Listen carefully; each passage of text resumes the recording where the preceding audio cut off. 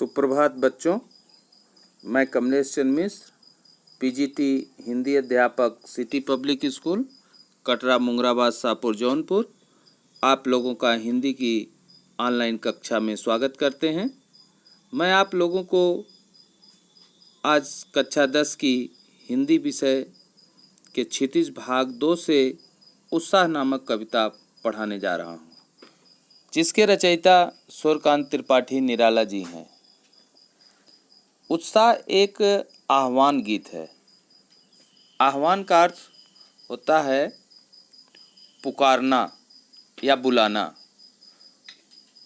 जो बादल को संबोधित है। बादल निराला का प्रिय विषय है। कविता में बादल एक तरफ पीड़ित प्यासे जन की आकांक्षा को पूरा करने वाला है, तो दूसरी तरफ वही बादल नई कल्पना, नए अंकुर के लिए विध्वंस का अर्थ विनाश, विप्लव अर्थात विद्रोह और क्रांति चेतना को संभव करने वाला भी है। कवि जीवन को व्यापक और समग्र दृष्टि से देखना चाहता है। कविता में ललित कल्पना और क्रांति चेतना दोनों है। सामाजिक क्रांति या बदलाव में साहित्य की भूमिका महत्वपूर्ण होती है। निराला इसे नया जीवन प्रदान करने वाला और नूतन कविता, नई कविता के संदर्भ में देखते हैं। आइए कविता देखते हैं। उत्साह। बादल गरजो अर्थात हे बादल गर्जना करो। घेर घेर घोर गगन धाराधर ओ। घेर घेर घोर, घ की आवृत्ति होने की वजह से अनुप्रास अलंकार है, और घेर घेर एक शब्द दो बार आने के वजह से पुनरुक्ति प्रकाश अलंकार है। ललित ललित भी शब्द दो बार दोहराए गए हैं, यहाँ भी पुनरुक्ति प्रकाश अलंकार है। घेर घेर घोर गगन, घेर कर हे बादल गर्जना करो, घोर गर्जना करो। धराधर ओ, धराधर पानी की धारा को धारण करने वाले अर्थात बादल। ललित ललित सुंदर सुंदर, ललित का अर्थ सुंदर। काले घुघराले, काले घुघराले बालों जैसे बादल घेर कर गर्जना करो और वर्षा करो। बाल कल्पना, बच्चों की कल्पना की तरह। बाल कल्पना कैसी होती है? बच्चों की कल्पना क्षण प्रति क्षण बदलते रहती है, उसी प्रकार आसमान में बादल क्षण प्रति क्षण बदल रहे हैं। कैसे पाले, बच्चों की कल्पना की तरह से आसमान में बादल दिखाई पड़ रहे हैं। से लगा है अर्थात उपमा अलंकार है।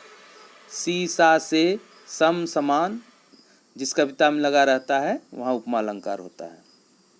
विद्युत छवि उर में, उर माने हृदय, विद्युत बिजली की छवि हृदय में धारण करने वाले, कवि नवजीवन वाले। बादल की तुलना यहाँ कवि से किया गया है। नया जीवन प्रदान करने वाले बादल। वज्र छिपा, वज्र माने कठोर, यहाँ क्रांति से है। अपने हृदय में क्रांति छिपाए हुए नूतन कविता फिर भर दो। एक नई कविता फिर से जनमानस में भर दो। बादल गरजो, बादल गर्जना करो। एक साथ इसका अर्थ देखते हैं। बादल गरजो, कवि बादल को संबोधित करते हुए कहता है, हे बादल, इस गगन को चारों ओर से घेर कर भरपूर गर्जना करो। पल पल आकार बदलने वाले ये बादल कोमल, काले और घुघराले हैं। ऐसा लगता है जैसे किसी बालक ने अपनी कल्पना को पाल पोस कर इन बादलों का रूप दे दिया है। इन बादलों के हृदय में बिजली जैसा सौंदर्य है, अर्थात नई नई कोमल कल्पनाओं के अनुरूप पल पल अपना रूप बदल रहे हैं। बादल अपने हृदय में क्रांति के स्वर छिपाए हुए हैं। क्रांति के ये भीषण स्वर कवि को नया जीवन प्रदान करते हैं और इसी नए जीवन से इस धरती को भर देने की इच्छा कवि व्यक्त करता है। आगे देखते हैं। बादल गरजो, हे बादल गर्जना करो। विकल विकल उन्मन थे उन्मन, विकल व्याकुल, उन्मन कहीं मन न टिकने की स्थिति, अनमनापन। विश्व के निगाध, निगाध गर्मी, संपूर्ण संसार को गर्मी से निजात दिलाने वाले सकल जन, संपूर्ण लोगों को, संपूर्ण धरती के लोगों को गर्मी से छुटकारा दिलाने वाले आए अज्ञात दिशा से, न जाने किस दिशा से आए, अनंत के घन जिसका अंत न हो, अर्थात आकाश, आकाश के बादल न जाने किस दिशा से आए। तप्त धरा, तपती हुई धरती को जल से फिर शीतल कर दो, पानी से फिर शीतलता प्रदान करो। बादल गरजो, हे बादल गर्जना करो। एक साथ अर्थ देखते हैं। जब इस संसार के समस्त जन भीषण गर्मी के कारण व्याकुल और अनमने हो जाते हैं, तो ये अनंत मेघ न जाने किस अज्ञात दिशा से आते हैं और इस तपती भूमि को तृप्त अर्थात शांत कर देते हैं। कवि आज भी बादलों से पुनः ऐसा ही करने की कामना करता है। ये बादल जहाँ एक ओर प्यासे जन, पीड़ित जन की आकांक्षाओं को पूरा करने वाले हैं, तो दूसरी तरफ यही बादल नई कल्पना, नए अंकुर में विध्वंस, विनाश, विप्लव, नई क्रांति, विद्रोह की चेतना भरते हैं। कवि इसी को साहित्यिक जगत में नया जीवन या नई कविता के संदर्भ में देखता है। कवि ने बादल को मन की कल्पनाओं जैसे घने काले घुघराले बालों की तरह बताया है। बादल जीवन को हरा भरा करता है, वह कविता के सृजन की प्रेरणा देता है। यहाँ प्रकृति के पालक और संहारक दोनों रूपों का वर्णन है।